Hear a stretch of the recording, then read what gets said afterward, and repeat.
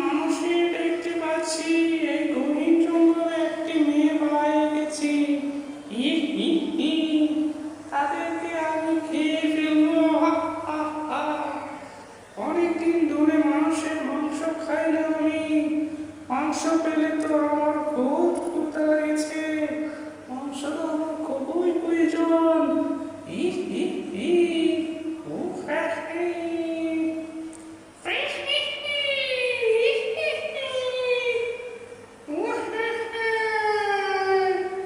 বুঝেছিস তুই কোথায় যাচ্ছিস বলো আমাকে, তোকে আজকে আমি খেয়ে ফেলবো।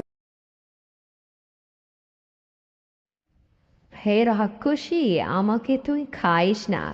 আমাকে তুই ছেড়ে দে, আমার দুইটি বাচ্চা আছে।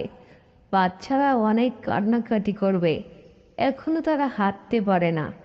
তুই যদি আমাকে খেয়ে ফেলিস তাহলে তারা মা সারা হয়ে যাবে। তাই তুই আমাকে খাইস না, প্লিজ আমাকে ছেড়ে দে।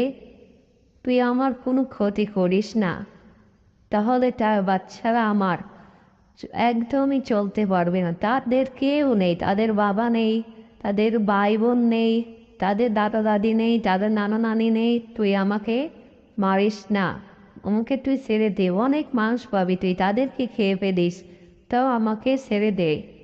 আমাকে তুই না ছাড়লে তারা অনেক কষ্টে জীবন কাটাবে। তাই তুই আমার ডাইনি রাক্ষসী, তুই শোন, তোকে আমি একটা জায়গা দেখিয়ে দেবো। এখানে অসংখ্য মানুষ আছে, তাদের তুই খেয়ে ফেলিস, তাও তুই আমাকে ছেড়ে দে প্লিজ। প্লিজ আমাকে ছেড়ে দে ডাইনি, আমি কান্না করে দিব।